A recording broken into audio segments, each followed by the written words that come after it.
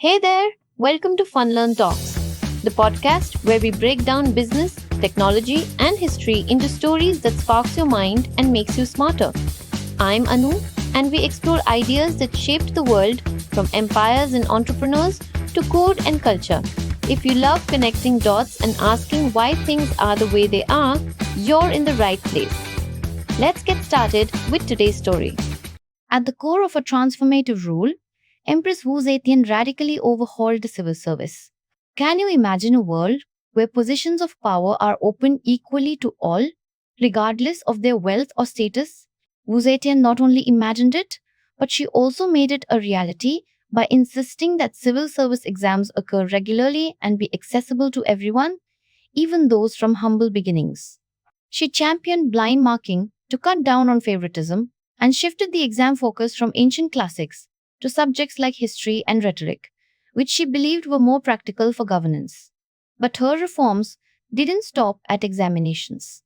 Wu Zetian poured resources into public works and took a significant cultural step by commissioning scholars to pen biographies of exemplary women, highlighting their contributions and shaping the narrative around women's capabilities and achievements. Now, let's pause for a moment to delve into one of her more unique accomplishments. Wu Zetian invented 19 Chinese characters. Yes, 19. Take, for example, the characters Hao, which combines the symbols for brightness and space to represent brightness that shines through space or universal enlightenment. It's fascinating how she used this to describe her impact on the world.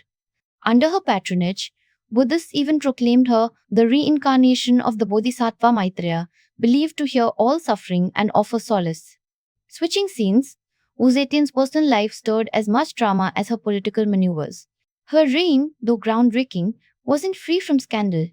The Empress, known for having several lovers, faced criticism, and by the end of her rule, corruption began to overshadow her reforms. She promoted two of her lovers to high positions, and they, abusing their power, even went as far as murdering their critics within the royal family. In a dramatic twist, a coup led to their assassination, and in 705, Wu Zetian was forced to relinquish the throne, restoring the Tang dynasty under Zhongzong. Just when you thought the palace intrigue had ended, 5 years after Wu's abdication, Zhongzong himself met a grim fate, reportedly poisoned by his empress who hoped to elevate their daughter to the throne. Following Zhongzong, Ruizhong returned to power and after only 2 years gave way to his son Xuanzong.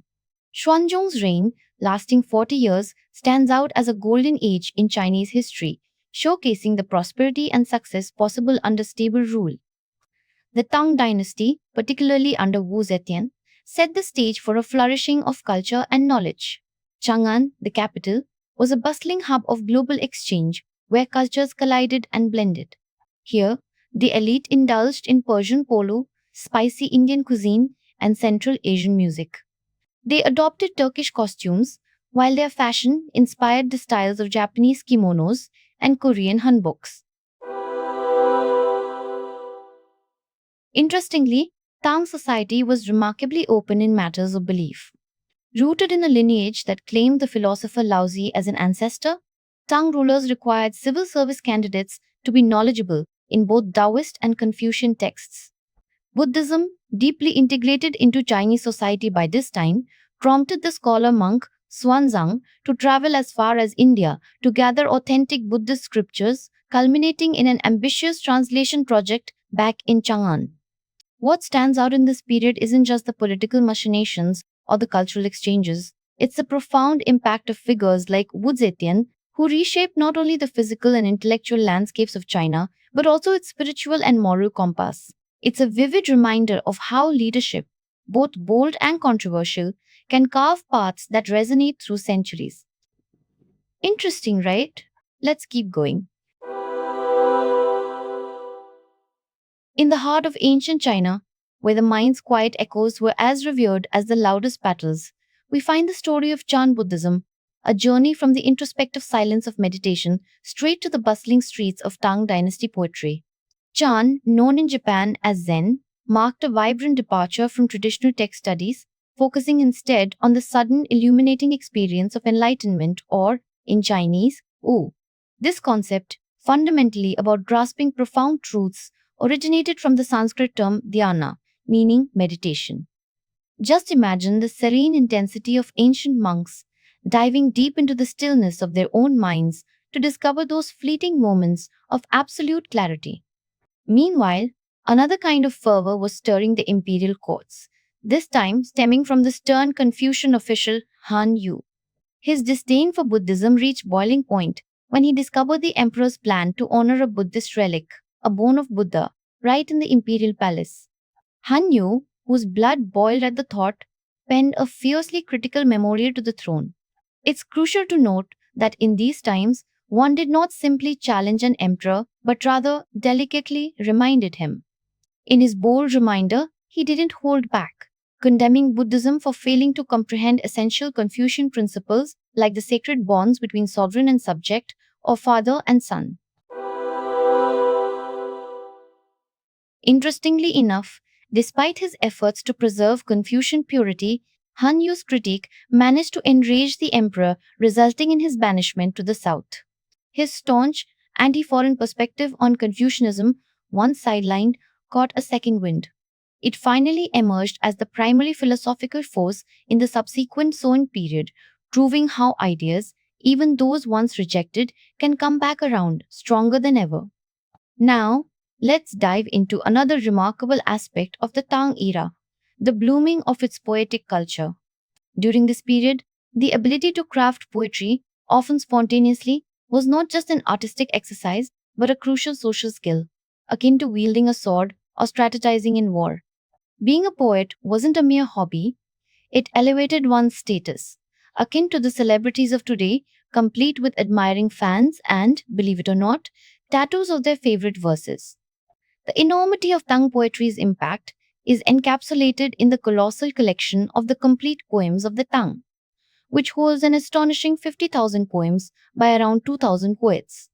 One such poet, Liu Changqing, beautifully illustrates the depth of Tang poetry with a line about visiting a hermit's mountain home and finding the path overgrown, a perfect metaphor for the journey to spiritual enlightenment. Here's something to marvel at. In merely a few words, fragrant plants cover idle door. He layers multiple meanings. This isn't just about an overgrown entryway. François Cheng, in Chinese poetic writing, interprets this as a progressive shedding of worldly distractions, echoing a poet's quest to access the essence of spirituality. These characters convey a subtle yet profound narrative of transitioning from the chaos of the external world into the serene simplicity of the spiritual realm. The charm of this poetry lies not only in its aesthetic, but in how each syllable carries weight, each phrase a deeper reflection of life's rhythms and the poet's internal world. And so, the Tang dynasty, with its conflicted embrace of both the old customs and the new spiritual insights, charts a course through history, leaving us with a rich tapestry of philosophy and expression. Whether through the stern admonitions of a Confucian official or the delicate verses of a mountain recluse, this era reminds us that the search for understanding and the expression of truth are as varied as they are timeless. Each voice, whether echoing through palace halls or whispering from the misty peaks, contributes to the vast narrative of human experience, inviting us, even centuries later, to pause, reflect, and maybe, just maybe, grasp a sliver of their profound truths.